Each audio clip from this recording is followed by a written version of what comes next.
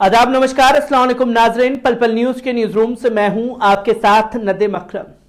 दोस्तों, भारतीय समय अनुसार 9:10 पर इजराइल की तरफ से गाजा के अराफात बाराबग पर मिसाइलें दागी गई हैं और इजराइल फिलिस्तीन के समय अनुसार शाम को 6 बजे इस घटना को अंजाम दिया गया। खासतौर पर इजराइल की तरफ से जो स्क्रीन पर आप तस्वीर देख रहे हैं, ये इस वक्त की अराफात बाराबग की तस्वीरें दुनिया भर के सामने आई हैं, जहां किस तरीके से और इजराइल की आतंकी सेना जो है वो खुल करके फिलिस्तीन के मजलूमों पर जुल्म ढाती हुई दिखाई दे रही है।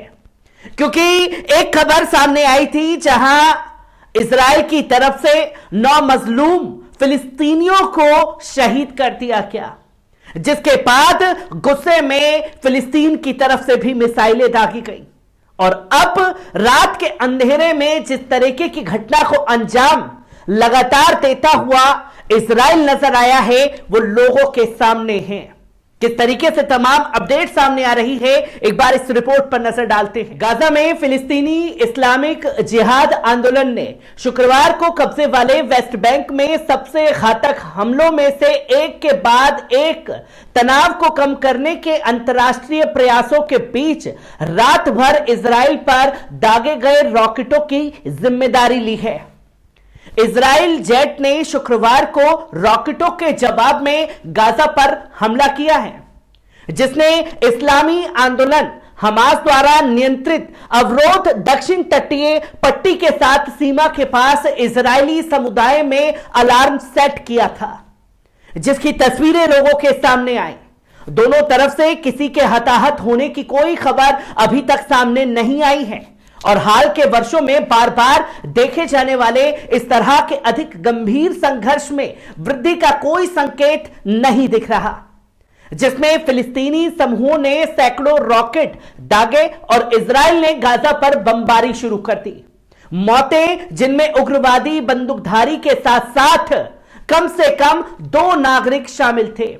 वेस्ट बैंक में वर्षों में सबसे ज्यादा एक दिन की मौत हुई है। साथ ही एक अन्य व्यक्ति यरूशलेम के बाहर अलराम में एक अलग घटना में मारा गया। पिछले 1 साल में वेस्ट बैंक में करीब करीब दैनिक संघर्षों की जो संख्या है वो बढ़ी है और छापामारी अमेरिकी विदेश मंत्री एंटनी ब्लिंकन ने इजराइल और वेस्ट बैंक की यात्रा के कुछ दिनों पहले आया था, जहां वॉशिंगटन ने दोनों पक्षों से शांति का ऐलान किया है।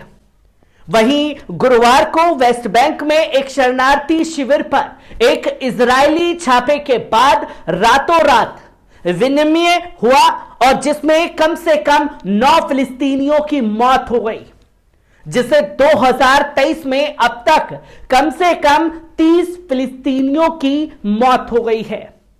गाजा में हजारों इस्लामिक जिहाद समर्थकों ने शुक्रवार की नमाज के बाद रैलियां निकाली, जिसमें जेनिन के हमले के मद्देनजर इजराइल के खिलाफ लड़ाई तेज करने की अब मांग की गई है।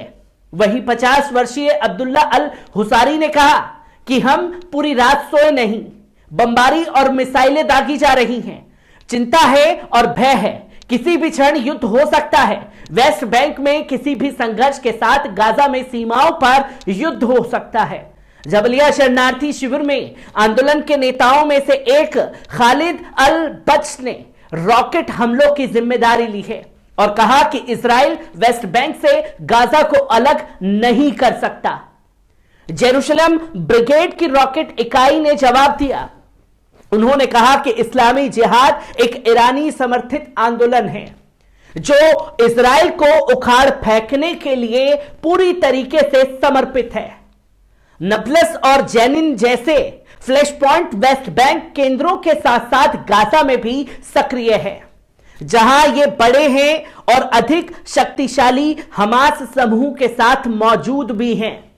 अगस्त में इजरायली जेट्स ने सप्ताहांत के टकराव के दौरान समूह से जुड़े गाजा में लक्ष्यों पर बमबारी की, जिसमें सैकड़ों इस्लामिक जिहाद रॉकेट इजराइल के खिलाफ लॉन्च किए गए, जिनमें से अधिकांश को वायु रक्षा प्रणालियों द्वारा वहीं पर नष्ट कर दिया गया था।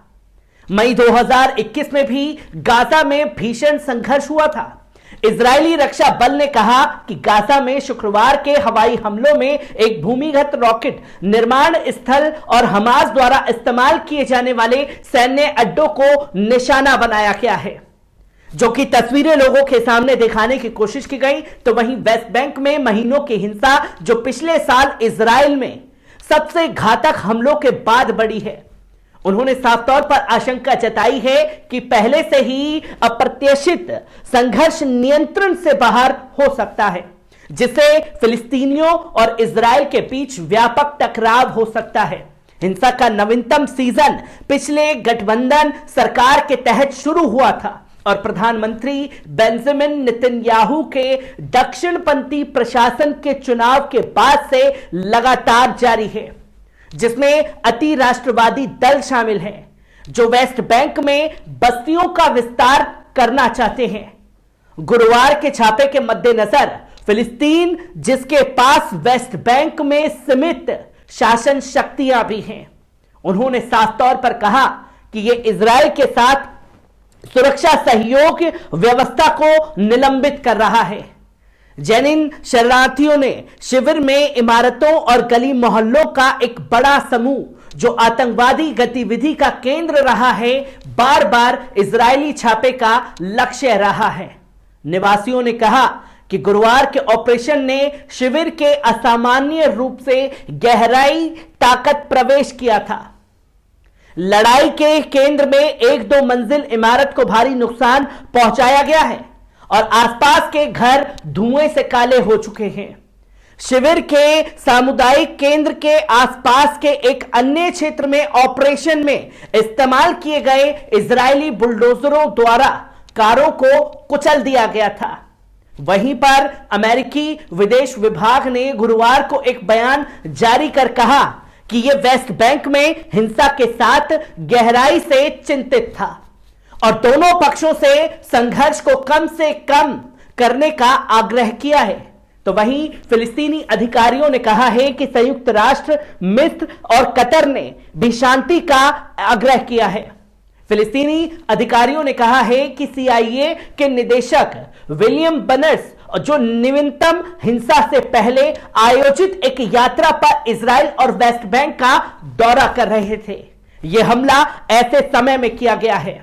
तो वहीं शनिवार को फिलिस्तीनी राष्ट्रपति महमूद अब्बास से मुलाकात करेंगे। तो वहीं यरूशलेम में अमेरिकी अधिकारियों की ओर से तत्काल कोई टिप्पणी उपलब्ध नहीं थी। तो वहीं प्रधानमंत्री बेंजामिन नेतन्याहू, जो इस साल इजराइल के इतिहास में सबसे दक्षिणपंथी सरकारों में से एक के प्रमुख के रूप में सत्ता में लौटे हैं, उन्होंने कहा कि इजराइल स्थिति को बढ़ाना नहीं चाहता था। हालांकि उन्होंने सुरक्षा बलों को पूरी तरीके से सतर्क रहने का आदेश दे दिया है। अब लगातार बमबारी जो है वो इजराइल की तरफ से गाजा के ऊपर की जा रही है, जिसकी ताजा तस्वीर भारतीय समय अनुसार 9:10 पर सामने आई है। जंग की हर एक अपडेट आप लोगों के साथ साझा करता रहूंगा। दीजिए इजाजत।